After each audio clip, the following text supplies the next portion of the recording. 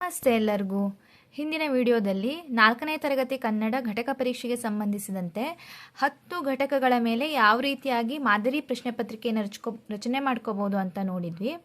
ಈ ಒಂದು ವಿಡಿಯೋದಲ್ಲಿ ಇನ್ನು 7 ಘಟಕಗಳಿವೆ. 4ನೇ ತರಗತಿ ಕನ್ನಡದಲ್ಲಿ ಇನ್ನು 7 ಘಟಕಗಳಿವೆ. ಈ 7 ಘಟಕಗಳ ಮೇಲೆ LBA ಘಟಕ ಪರೀಕ್ಷೆಗೆ ಸಂಬಂಧಿಸಿದಂತೆ ಯಾವ ರೀತಿ ಮಾದರಿ ಪ್ರಶ್ನೆ ಪತ್ರಿಕೆ ರಚನೆ ಮಾಡಬಹುದು ಅಂತ ನೋಡೋಣ. ಈ ವಿಡಿಯೋ ನಿಮಗೆ ಸ್ವಲ್ಪನಾದರೂ ಉಪಯೋಗ ಆಗಿದೆ ಅಂತ ಅನಿಸಿದರೆ ಪ್ಲೀಸ್ ನನ್ನ ಚಾನೆಲ್ನ ಸಬ್ಸ್ಕ್ರೈಬ್ ಮಾಡ್ಕೋತೀರಾ. ಘಟಕ 11 ವೀರ ಅಭಿಮನ್ಯು. ಈ ಒಂದು ಘಟಕದ ಮೇಲೆ 10 ಅಂಕಗಳ ಲಿಖಿತ ಪರೀಕ್ಷೆಗೆ ಯಾವ ರೀತಿ ಮಾದರಿ ಪ್ರಶ್ನೆ ಪತ್ರಿಕೆ ರಚನೆ ಮಾಡ್ಕೋಬಹುದು ಅಂತ ನೋಡೋಣ. ಮೊದಲನೇ ಮೇನು, ಕೆಳಗಿನ ಪ್ರಶ್ನೆಗಳಿಗೆ ಒಂದು ವಾಕ್ಯದಲ್ಲಿ ಉತ್ತರಿಸು. 2 ಪ್ರಶ್ನೆಗಳು 1 ಅಂಕದ್ದು. ಚಕ್ರವ್ಯೂಹವನ್ನು ಭೇದಿಸುವುದು ಯಾರು ಯಾರಿಗೆ ಗೊತ್ತಿತ್ತು? ದ್ರೋಣಾಚಾರ್ಯರು ಎಷ್ಟನೆಯ ದಿನ ಚಕ್ರವ್ಯೂಹವನ್ನು ರಚಿಸಿದ್ದರು? 2ನೇ ಮೇನು, ಸ್ವಂತ ವಾಕ್ಯ ರಚಿಸು. 2 ಪ್ರಶ್ನೆಗಳು 1 ಅಂಕದ್ದು. ಪರಿಣಿತ, ಚಿಂತಾಕ್ರಾಂತ. 3ನೇ ಮೇನು, ಸರಿಯಾದ ಉತ್ತರ ಆರಿಸಿ ಬರೆಯಿರಿ. 2 ಪ್ರಶ್ನೆಗಳು 1 ಅಂಕದ್ದು. ಯುದ್ಧ ಪದದ ಅರ್ಥ ಇದಾಗಿದೆ: ಕದನ, ಸಮರ, ಸಂಗ್ರಾಮ ಎಲ್ಲವೂ. ಅವರೇಕೆ ಪದವನ್ನು ಬಿಡಿಸಿ ಬರೆದಾಗ ಅವ ಪ್ಲಸ್ ರೇಖೆ, ಅವರು ಪ್ಲಸ್ ಏಕೆ, ಅವರು ಪ್ಲಸ್ ರೇಖೆ, ಅವರು ಪ್ಲಸ್ ಏಕೆ. 4ನೇ ಮೇನು, 2-3 ವಾಕ್ಯಗಳಲ್ಲಿ ಉತ್ತರಿಸಿ. 2 ಪ್ರಶ್ನೆಗಳು 2 ಅಂಕದ್ದು. ನನ್ನ ಸಾಮರ್ಥ್ಯದ ಮೇಲೆ ನಿಮಗೆ ಶಂಕೆಯೇ? ಈ ಮಾತನ್ನು ಯಾರು ಯಾರಿಗೆ ಯಾವಾಗ ಹೇಳಿದರು? ಬರೆಯಿರಿ. ಅಭಿಮನ್ಯು ಸುಭದ್ರೆಯ ಬಳಿ ಏನೆಂದು ವಿನಂತಿಸಿಕೊಂಡನು? ಇವಿಷ್ಟು 10 ಅಂಕಗಳು ಆದವು. ಇನ್ನು 5 ಅಂಕಗಳು ಮೌಖಿಕ ಪ್ರಶ್ನೆಗಳು. ಭಾವಸೂಚಕ ಚಿಹ್ನೆ ಹೇಗೆ ಬರೆಯುವುದು? ಕೌರವರಿಗೂ ಪಾಂಡವರಿಗೂ ಬಿಲ್ವಿದ್ಯೆ ಕಲಿಸಿದವರು ಯಾರು? ಚಕ್ರವ್ಯೂಹ ಈ ಪದದ ಅರ್ಥವೇನು? ಕರಿಹೊಲದಲ್ಲಿ ಬಿಳಿದಾರಿ ಈ ಒಗಟು ಬಿಡಿಸು. ಅಭಿಮನ್ಯುವಿನ ಹೆಂಡತಿ ಯಾರು? ಇಲ್ಲಿ ಟೋಟಲ್ಲು 10 + 5 15 ಅಂಕಗಳಾಯಿತು ಈ ಒಂದು ಘಟಕದ ಮೇಲೆ. ಘಟಕ 12 ಪ್ರವಾಸ ಹೋಗೋಣ. ಈ ಒಂದು ಘಟಕದ ಮೇಲೆ 10 + 5 ಈ ರೀತಿಯಾಗಿ ಮಾದರಿ ಪ್ರಶ್ನೆಗಳನ್ನು ನೋಡೋಣ. ಮೊದಲನೇ ಮೇನು, ಹೊಂದಿಸಿ ಬರೆಯಿರಿ. 4 ಪ್ರಶ್ನೆಗಳು 1 ಅಂಕದ್ದು. ಹಂಪಿ, ಶ್ರವಣಬೆಳಗೊಳ, ಅಜಂತ ಎಲ್ಲೋರ, ಬೆಂಗಳೂರು. ಬಸದಿ, ವಿರೂಪಾಕ್ಷ ದೇವಾಲಯ, ಲಾಲ್ಬಾಗ್, ಗುಹಾಂತರ ದೇವಾಲಯ. 2ನೇ ಮೇನು, ಕೆಳಗಿನ ಪದಗಳಿಗೆ 2 ಸಮಾನಾರ್ಥಕ ಪದಗಳನ್ನು ಬರೆ. 2 ಪ್ರಶ್ನೆಗಳು 1 ಅಂಕದ್ದು. ಖುಷಿ, ಆಯಾಸ. 3ನೇ ಮೇನು, 1 ವಾಕ್ಯದಲ್ಲಿ ಉತ್ತರಿಸಿ. 2 ಪ್ರಶ್ನೆಗಳು 1 ಅಂಕದ್ದು. ಏಕಶಿಲಾ ಗೊಮ್ಮಟ ಮೂರ್ತಿ ಎಲ್ಲಿದೆ? ಬಾಹುಬಲಿಯ ಅಣ್ಣ ಯಾರು? 4ನೇ ಮೇನು, 2-3 ವಾಕ್ಯಗಳಲ್ಲಿ ಉತ್ತರಿಸಿ. ಇದು 1 ಪ್ರಶ್ನೆ 2 ಅಂಕದ್ದು. ನೀನು ಮೈಸೂರು ಪ್ರವಾಸವನ್ನು ಕೈಗೊಂಡರೆ ನೋಡಬಹುದಾದ ಸ್ಥಳಗಳಾವುವು? ಇಲ್ಲಿಗೆ ಟೋಟಲ್ 10 ಅಂಕಗಳು ಲಿಖಿತಕ್ಕೆ ಆಯಿತು. ಇನ್ನು 5 ಅಂಕಗಳು ಮೌಖಿಕ 1 ಪ್ರಶ್ನೆಗಳು. ವಿಧಾನಸೌಧ ಬೆಂಗಳೂರಿನಲ್ಲಿದೆ. ಇಲ್ಲಿ ಗೆರೆ ಎಳೆದ ಪದ ಉತ್ತರವಾಗುವಂತೆ ಪ್ರಶ್ನೆ ರಚಿಸು. ಗೆರೆ ಎಳೆದಿರೋದು ಬೆಂಗಳೂರಿನಲ್ಲಿದೆ ಈ ಪದಕ್ಕೆ. ಸ್ವಂತ ವಾಕ್ಯದಲ್ಲಿ ಹೇಳು: ಶಾಲೆ. ಗದ್ದೆಗೆ ಮಧ್ಯಾಹ್ನ ನೀರನ್ನು ಹಾಯಿಸಿ ಬಾ. ಈ ವಾಕ್ಯವನ್ನು ಯಾರು ಹೇಳಿರಬಹುದು? ಊಹಿಸು. ರೈತ ಮತ್ತು ನೀನು ನಡುವಿನ ಸಂಭಾಷಣೆಯನ್ನು ಊಹಿಸಿ ಹೇಳು. ಇದು 2 ಮಾರ್ಕಿಗೆ ಇಟ್ಕೋಬಹುದು. ಈ ರೀತಿಯಾಗಿ ಟೋಟಲ್ 10 + 5 ಆಯಿತು. ಘಟಕ 13 ಬಾವಿಯಲ್ಲಿ ಚಂದ್ರ. ಈ ಒಂದು ಘಟಕದ ಮೇಲೆ 10 + 5 ಅಂಕಗಳು. ಮೊದಲನೇ ಮೇನು, ಹೊಂದಿಸಿ ಬರೆಯಿರಿ. 4 ಪ್ರಶ್ನೆಗಳು 1 ಅಂಕದ್ದು. ತಿಂಗಳು, ರಭಸ, ಆಗಸ, ಅಮ್ಮ. ತಾಯಿ, ಚಂದ್ರ, ವೇಗ, ಆಕಾಶ. 2ನೇ ಮೇನು, ಕೆಳಗಿನ ಪದಕ್ಕೆ ಸರಿಯಾದ ಒತ್ತಕ್ಷರ ಬರೆ. ಚಂದ, ಹಗ. ಇದಕ್ಕೆ ಒತ್ತಕ್ಷರ ಮಾಡಿ ಸರಿಯಾದ ಅರ್ಥ ಬರುವಂತೆ ಪದವನ್ನು ಬರಿಬೇಕು. 2 ಪ್ರಶ್ನೆಗಳು 1 ಅಂಕದ್ದು. ವಾಕ್ಯಗಳನ್ನು ಸರಿಪಡಿಸಿ ಬರೆ. 2 ಪ್ರಶ್ನೆಗಳು 1 ಅಂಕದ್ದು. ಚಂದ್ರನ ಬಾವಿಲಿ ಕಂಡು ಬಿಂಬವ, ಕೊಕ್ಕೆಯ ಬಾವಿಯ ಬಿಗಿದು ಹಗ್ಗಕ್ಕೆ. 4ನೇ ಮೇನು, ಪದ್ಯವನ್ನು ಪೂರ್ಣಗೊಳಿಸು. ಇದು 1 ಪ್ರಶ್ನೆ 2 ಅಂಕದ್ದು. ಇನ್ನು ಮೌಖಿಕ ಪ್ರಶ್ನೆಗಳು. ಹಗಲು ಈ ಪದದ ವಿರುದ್ಧ ಪದ ಹೇಳು. ಒಗಟು ಬಿಡಿಸು. ನೀರಿಲ್ಲದ ಕೆರೆಯಲ್ಲಿ ತಟ್ಟೆ ತೇಲಿ ಬರುತ್ತಿದೆ. ಕಲ್ಲು ಬಹುವಚನ ರೂಪ ಹೇಳು. ಪುಟ್ಟುವಿನ ತಂಗಿಯ ಹೆಸರೇನು? ಚಂದ್ರನ ಬಿಂಬವನ್ನು ಎಲ್ಲಿ ನೋಡಿದರು? ಇಲ್ಲಿಗೆ ಟೋಟಲ್ 15 ಅಂಕಗಳು ಆಯಿತು ಈ ಒಂದು ಘಟಕದ ಮೇಲೆ. ಘಟಕ 14 ಹುತಾತ್ಮ ಬಾಲಕ. ಮೊದಲನೇ ಮೇನು, ಸರಿ ಉತ್ತರ ಆರಿಸಿ ಬರೆಯಿರಿ. 2 ಪ್ರಶ್ನೆಗಳು 1 ಅಂಕದ್ದು. ಈ ಘೋಷಣೆಯನ್ನು ಪೂರ್ಣಗೊಳಿಸು. ಜೈ ಜವಾನ್ ಡ್ಯಾಶ್. ಜೈ ಭಾರತ್, ಜೈ ಕಿಸಾನ್, ಜೈ ಮಾತರಂ, ಜೈ ಸ್ವರಾಜ್.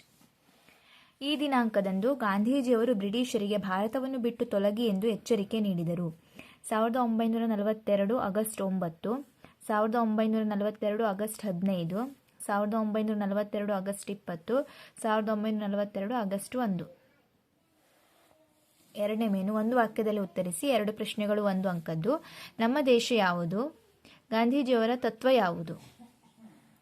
ಸಮಾನಾರ್ಥಕ ಪದ ಬರೆಯಿರಿ, 2 ಪ್ರಶ್ನೆಗಳು 1 ಅಂಕದ್ದು. ಅಮ್ಮ, ಮೃತ್ಯು.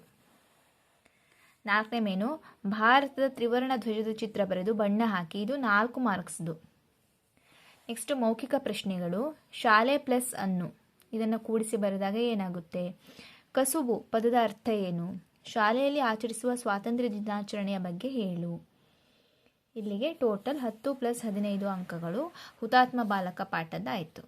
ಘಟಕ 15 ದುಡಿಮೆಯ ಗರಿಮೆ. ಮೊದಲನೇ ಮೇನು, ಸರಿ ಉತ್ತರ ಆರಿಸಿ ಬರೆಯಿರಿ, 2 ಪ್ರಶ್ನೆಗಳು 1 ಅಂಕದ್ದು. ಸಂತೋಷ ಪದದ ವಿರುದ್ಧ ಪದ. ಸಂತಸ, ಹರುಷ, ದುಃಖ, ಆನಂದ. ಮುದದಿಂದ ಪದವನ್ನು ಬಿಡಿಸಿ ಬರೆದಾಗ ಮುದ ಪ್ಲಸ್ ಇಂದ, ಮುದದ ಪ್ಲಸ್ ಇಂದ, ಮುದ ಪ್ಲಸ್ ಇಂದ, ಮುದ ಪ್ಲಸ್ ದಿಂದ. ಎರಡನೇ ಮೇನು, ಪದ್ಯಭಾಗ ಪೂರ್ಣಗೊಳಿಸಿ, 1 ಪ್ರಶ್ನೆ 2 ಅಂಕದ್ದು. ಮೂರನೇ ಮೇನು, ಒಂದು ವಾಕ್ಯದಲ್ಲಿ ಉತ್ತರಿಸಿ, 2 ಪ್ರಶ್ನೆಗಳು 1 ಅಂಕದ್ದು. ಕಬ್ಬಿಣ ಕುಟ್ಟಿ ಯಾವ ಪರಿಕರವನ್ನು ಮಾಡುವರು? ಬಡಗಿಯು ಯಾವ ಮರವನ್ನು ಹುಡುಕಿದನು? 4ನೇ ಮೇನು, 2-3 ವಾಕ್ಯಗಳಲ್ಲಿ ಉತ್ತರಿಸಿ, 2 ಪ್ರಶ್ನೆಗಳು 2 ಅಂಕದ್ದು. ಕಮ್ಮಾರನು ರೈತನಿಗೆ ಹೇಗೆ ನೆರವಾಗುವನು? ನೀನು ಯಾವ ವೃತ್ತಿ ಪಡೆಯಲು ಬಯಸುವೆ? ವಿವರಿಸು. ಮೌಖಿಕ ಪ್ರಶ್ನೆಗಳು. ನೊಗವನ್ನು ಯಾರು ಮಾಡುವರು? ಮೀನನ್ನು ಮಾರಿ ಏನನ್ನೂ ಎಣಿಸುವನು? ನಿನ್ನ ಅಪ್ಪ ಅಮ್ಮ ಮಾಡುತ್ತಿರುವ ವೃತ್ತಿಯ ಬಗ್ಗೆ ಹೇಳು. ಘಟಕ 16 ಕನಸುಗಾರ ಕಲಾಂ. ಮೊದಲನೇ ಮೇನು, ಸರಿ ಉತ್ತರ ಆರಿಸಿ ಬರೆಯಿರಿ, 2 ಪ್ರಶ್ನೆಗಳು 1 ಅಂಕದ್ದು. ಪ್ರಯೋಗಾಲಯಕ್ಕೆ ಭೇಟಿ ನೀಡಿದವರು ಹೃದ್ರೋಗ ತಜ್ಞರು, ನರರೋಗ ತಜ್ಞರು, ಮನರೋಗ ತಜ್ಞರು, ಮೂಳೆ ತಜ್ಞರು. ಇದು ಅಬ್ದುಲ್ ಕಲಾಂರ ಆತ್ಮಕಥನ. ಹಾರುವ ಹಕ್ಕಿಗಳು, 2 ರೆಕ್ಕೆಗಳು, ಅಗ್ನಿಯ ರೆಕ್ಕೆಗಳು, ಕನಸಿನ ಹಕ್ಕಿಗಳು. ಎರಡನೇ ಮೇನು, ಹೊಂದಿಸಿ ಬರೆಯಿರಿ. ಮಡಕೆ, ಬಿದಿರು, ಚರ್ಮ, ಮರ. ಬಡಗಿ, ಚಮ್ಮಾರ, ಮೇದರು, ಕುಂಬಾರ. ಅನ್ಯಲಿಂಗ ಬರೆ, 2 ಪ್ರಶ್ನೆಗಳು 1 ಅಂಕದ್ದು. ವೈದ್ಯ, ಅಪ್ಪ. 4ನೇ ಮೇನು, 2 ವಾಕ್ಯಗಳಲ್ಲಿ ಉತ್ತರಿಸಿ, 1 ಪ್ರಶ್ನೆ 2 ಅಂಕದ್ದು. ಕಲಾಂ ಬಾಲ್ಯದಲ್ಲಿ ಯಾವ ಕನಸನ್ನು ಕಾಣುತ್ತಿದ್ದರು? ಮುಂದೆ ಮೌಖಿಕ ಪ್ರಶ್ನೆಗಳು. ಕ್ಷಿಪಣಿಯ ಜನಕ ಎಂದು ಯಾರನ್ನು ಕರೆಯುತ್ತಾರೆ? ಸಾಧ್ಯ ಈ ಪದದ ವಿರುದ್ಧ ಪದ ಹೇಳು. ಹುಡುಗ ಈ ಒಂದು ಪದದ ಅನ್ಯಲಿಂಗ ಹೇಳು. ಅಬ್ದುಲ್ ಕಲಾಂ ಎಲ್ಲಿ ಜನಿಸಿದರು? ನಮ್ಮ ದೇಶದ ಈಗಿನ ರಾಷ್ಟ್ರಪತಿ ಯಾರು? 4ನೇ ತರಗತಿ ಕನ್ನಡ ವಿಷಯಕ್ಕೆ ಸಂಬಂಧಿಸಿದಂತೆ ಕೊನೆಯ ಘಟಕ ಕಾಡಿನಲ್ಲೊಂದು ಸ್ಪರ್ಧೆ. ಈ ಒಂದು ಘಟಕದ ಮೇಲೆ 10 ಅಂಕಗಳು ಲಿಖಿತ, ಅದೇ ರೀತಿಯಾಗಿ 5 ಅಂಕಗಳು ಮೌಖಿಕ. ಯಾವ ರೀತಿ ಪ್ರಶ್ನೆ ಪತ್ರಿಕೆ ರಚನೆ ಮಾಡ್ಕೋಬಹುದು ಅಂತ ನೋಡೋಣ. ಮೊದಲನೇ ಮೇನು, 1 ವಾಕ್ಯದಲ್ಲಿ ಉತ್ತರಿಸಿ, 2 ಪ್ರಶ್ನೆಗಳು 1 ಅಂಕದ್ದು. ಕಾಡಿನ ರಾಜ ಯಾರು? ಅತಿ ದುಬಾರಿ ಪ್ರಯಾಣದ ವಾಹನ ಯಾವುದು? ಎರಡನೇ ಮೇನು, ವಾಕ್ಯಗಳನ್ನು ಸರಿಪಡಿಸಿ ಬರೆಯಿರಿ, 2 ಪ್ರಶ್ನೆಗಳು 1 ಅಂಕದ್ದು. ಆಚರಿಸೋಣ ಕಾಡಿನ ದಿನಾಚರಣೆಯನ್ನು. ಎತ್ತರವಾದ ಅತ್ಯಂತ ಪರ್ವತ ಹಿಮಾಲಯ. 3ನೇ ಮೇನು, ವಾಕ್ಯಗಳಿಗೆ ಸೂಕ್ತವಾದ ಲೇಖನ ಚಿಹ್ನೆ ಬರೆಯಿರಿ, 2 ಪ್ರಶ್ನೆಗಳು 1 ಅಂಕದ್ದು. ಆಶುಭಾಷಣ ಸ್ಪರ್ಧೆ ಎಂದರೇನು? ಓ ನರಿರಾಯ, ನಿನಗೆ ಅಷ್ಟು ಗೊತ್ತಿಲ್ವಾ?